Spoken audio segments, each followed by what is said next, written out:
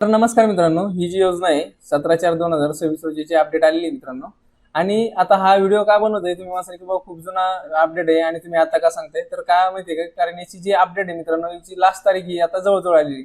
आणि खूप सारे असे विद्यार्थी असतील की बाबा त्याला माहित नसेल की नेमकं टॅबलेट कसं कोणत्या वेबसाईटवर जाऊन ऑनलाईन करायचं, आणि बरेच जण असे असतील की त्यांनी फॉर्म पण भरले असतील. तर ज्या विद्यार्थ्यांना माहिती नाही त्याच्यासाठी मी काय केलेलं माहिती का, हा व्हिडिओ बनवलेला की बाबा याची लास्ट तारीख आता जवळ येते. येत्या 30/5/2026 ला याची लास्ट तारीख आहे. त्या गोष्टीमुळे मी आजचा हा व्हिडिओ बनवते मित्रांनो.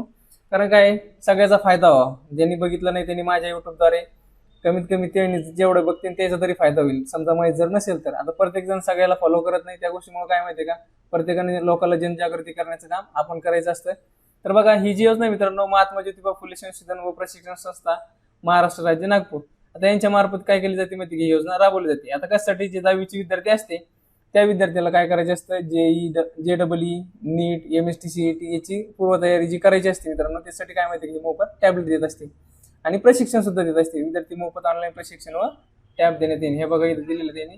महाराष्ट्र राज्यातील इतर मागास वर्ग, विमुक्त जाती, भटक्या जमाती तसेच विशेष मागास प्रवर्गातील विद्यार्थ्यांना महाज्योती मार्फत JEE नीट MSTCET बॅच 2026-28च्या पूर्वतयारीसाठी मोफत ऑनलाईन पद्धतीने प्रशिक्षण देण्याकरता विद्यार्थ्यांकडून ऑनलाईन अर्ज मागवण्यात येत आहे.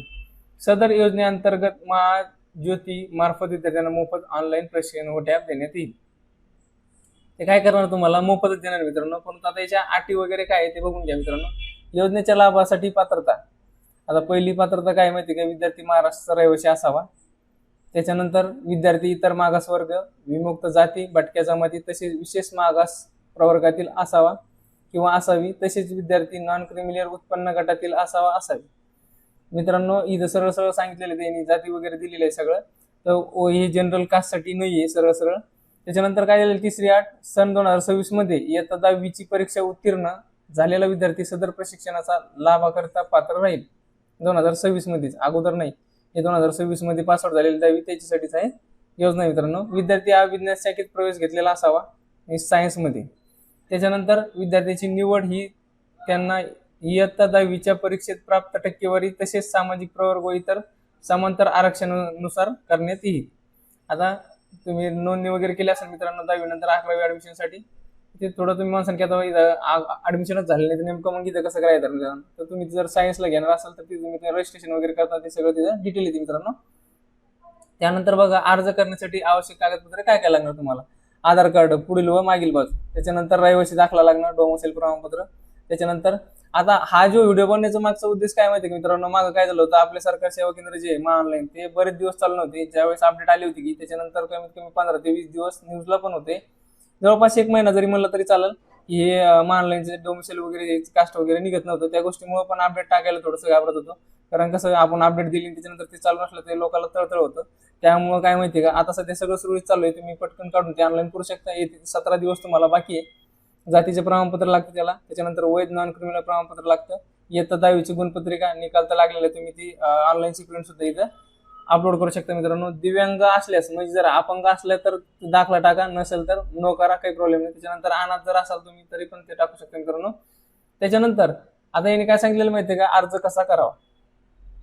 आता अर्ज करण्यासाठी काय केलेलं त्यांनी माहिती का, महाज्योतीच्या www.mahajyoti.org.in या संकेतस्थळावर जाऊन नोटीस बोर्ड मधील application for JEE NEE MSTCET batch 2026-28 training यावर जाऊन ऑनलाईन पद्धतीने अर्ज करावा. अर्जासोबत सर्व कागदपत्रे स्वाक्षंकित करून स्पष्ट दिसतील असे स्कॅन करून जोडावे. मित्रांनो, जर तुमच्याकडे जर समजा घरी सिस्टम वगैरे लॅपटॉप काही नसेल मित्रांनो स्कॅनर वगैरे करायला, तर तुम्ही काय करा, एखाद्या CSC सेंटरवर जा, तिथं स्कॅन करून घ्या. तुमच्या मोबाईलवरून सुद्धा तुम्हाला फॉर्म भरता येऊ शकतो, किंवा तुम्ही त्याच्याकडून भरला तरी चालेल. कारण काय माहिती का, 100 रुपये गेले एखाद्याने फॉर्म भरून दिला तर असं नाही की तुमचं डॉक्युमेंट वगैरे सगळे व्यवस्थित जातील, पण तुम्ही मोबाईलवरून भरला, तुम्ही कसे पण फोटो काढसान, फ्लॅश वगैरे टाकसान, त्याच्यामुळे तुमचा जर फॉर्म रिजेक्ट झाला तर तो टॅबलेट तुम्हाला आणि मोफत प्रशिक्षण मिळणार नाही. त्या गोष्टीमुळे काय करा माहिती, व्यवस्थित प्रॉपर फॉर्म भरून घ्या. त्याच्यानंतर आता आरक्षण. आता आरक्षणामध्ये काय माहिती का, सामाजिक प्रवर्ग व समांतर आरक्षण हे दिलेलं आहे त्यांनी, बरोबर. आता सामाजिक प्रवर्ग कोणते, इतर मागासवर्ग OBC मध्ये 59%, विमुक्त जाती BGA 10%, भटक्या जमाती NTB 8%, NTC 11%, NTD 6%, त्याच्यानंतर SBC 6%. आता एवढं आरक्षण त्यांनी दिलेलं आहे, टोटल 100% आरक्षण इथे जनरल वाले साईडला टाकून दिलेले त्यांनी. ओके. त्याच्यानंतर समांतर आरक्षण पुढील प्रमाणे.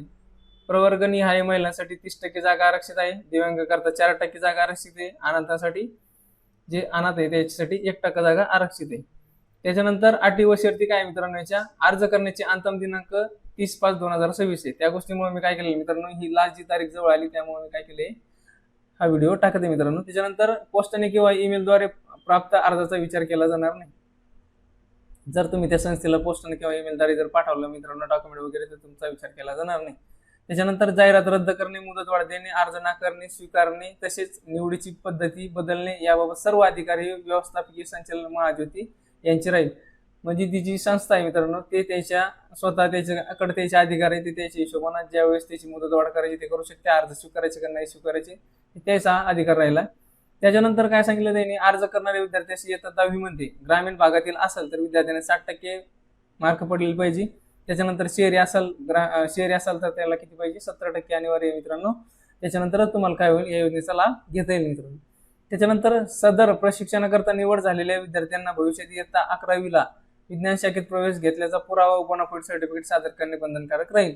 जरी तुम्ही आता ऍडमिशन घेतलेलं नसेल मित्रांनो, सायन्स जर निवडलं तुम्ही फॉर्म भरताना, तर त्याच्यानंतर ज्यावेळेस तुम्ही ऍडमिशन घेणार त्यावेळेस तुम्हाला काय माहिती का, प्रवेशाचा पुरावा किंवा बोनाफाईड सर्टिफिकेट सादर करणे बंधनकारक राहील. नंतर पण तुम्हाला त्याची अपडेट येऊन जाईल.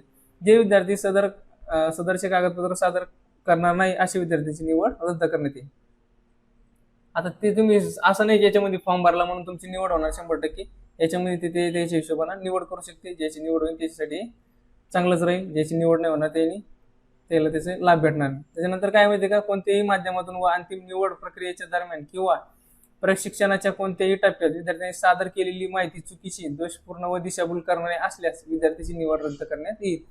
आता बरेच जण काय करतील, 11वी जरी असली तर मागचं एडिट वगैरे करून टाकतील, तर ते तुम्हाला काय माहिती का प्रॉब्लेम आहे. अर्ज भरताना जर तुम्हाला कोणत्याही प्रकारची अडचण आली मित्रांनो, तर काय करायचं माहिती का, महाज्योती कॉल सेंटरवर संपर्क करायचा आहे. त्यांनी काय केलेलं, त्याचा संपर्क क्रमांक दिलेला आहे इथं 07122870/0/. आता जर नाही लागला समजा 20चा, तर मग काय करायचं, 20च्या ऐवजी हे लास्ट 0 कट करून 1 टाकायचं आणि कॉल करायचा. माहिती जर आवडली असेल मित्रांनो तर फॉलो, शेअर आणि सबस्क्राईब करायला विसरू नका. माहिती कशी वाटली कमेंट करून सांगा. धन्यवाद.